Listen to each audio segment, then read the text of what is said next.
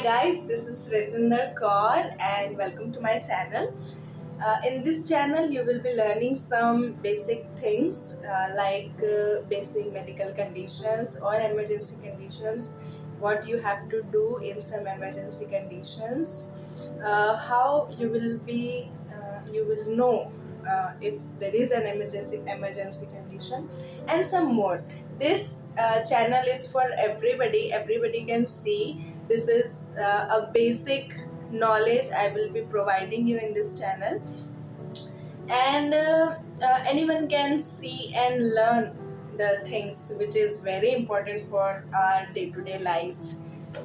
So in this video, this is my first vlog and this is the first video actually.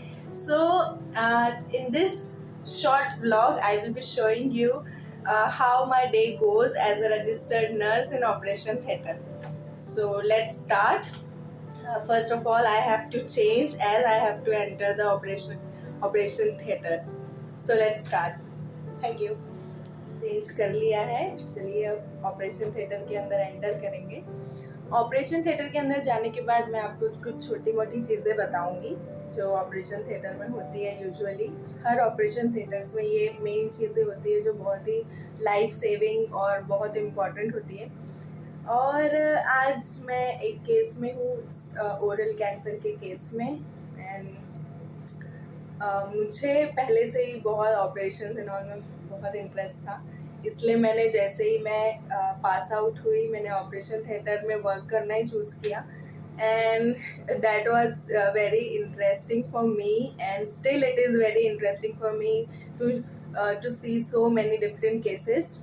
And yeah in our India the cancer is increasing day by day and this is so sad.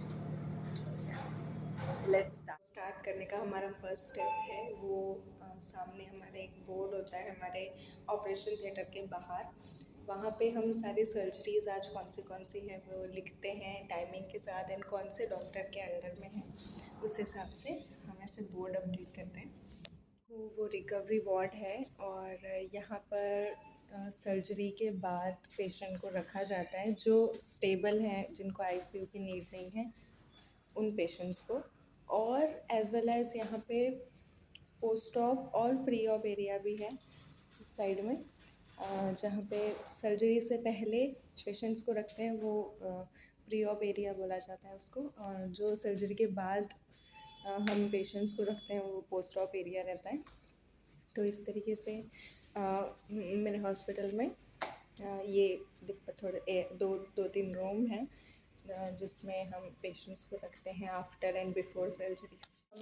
CSSD से सारी trays and all वो स्टराइल होके autoclave होके सारी चीज़ें आती है तो वो हम रिसीव करेंगे एंड हमारी सर्जरी की हम तैयारी करेंगे. ये ऐसे हमारे आते हैं सारे ट्रेज एंड ऑल ऑटोक्लेव होके एंड स्टराइल होकर. तो अब हम इनको रिसीव कर लेंगे. अब हम हमारे ऑपरेशन की तैयारी कर रहे हैं. जो भी सामान हमको, जो भी इंस्ट्रूमेंट्स एंड जो भी डिस्पोजेबल आइटम्स हमको ज़रूरी होते हैं, लगते हैं सर्जरी के दौरान, तो वो हमको सारे रखने पड़ते हैं. जैसे कि बहुत सारी चीज़ें होती हैं जैसे सक्शन हो गया, कॉटरी एंड ऑल, बहुत सारी ऐसी चीज़ें जो सर्जरी के वक्त यूज़फुल होती है, बहुत इम्पॉर्टेंट होती है. तो वो सारी चीज़ें और कुछ चीज़ें जो सर्जन को भी नीडेड रहती है तो वो सारी चीज़ें हम पहले से ही रेडी करके रखते हैं ताकि सर्जरी के बाद कुछ प्रॉब्लम ना हो. सर्जरी में वॉश होने जा रही हूँ एंड ये जो सर्जरी है it is of oral cancer surgery and it takes maximum 5 hours to be completed. and चलो चलते हैं. अभी वैसे तो बहुत टाइम बाद मैं बाहर आऊँगी एंड देन फिर से मिलते हैं. ओके तो अभी एक पार्ट से मैं निकल गई हूँ एंड देन अभी फिर से माइक्रोवास्कुलर रिकन्स्ट्रक्शन होगा जो प्लास्टिक सर्जन करेंगे. तो फिर मैं उसमें जाऊँगी, फिर से वॉश होना पड़ेगा. गाइस तो अभी हमारी सर्जरी ख़त्म हो गई है एंड अभी मैं बाहर आई. तो ऐसे हमारा पूरा दिन गया. सर्जरी में थोड़ा सा थोड़ा स्ट्रेसफुल रहता है, हम बहुत ज़्यादा थक जाते हैं क्योंकि कंटिन्यू खड़े रहना पड़ता है। But it's okay, I love this job and I love working in operation theatre. So आज का दिन अच्छा था। अब बस थोड़ी देर में पेशेंट फिक्स करके हैंड ओवर दे के घर ही जाना है। बाय।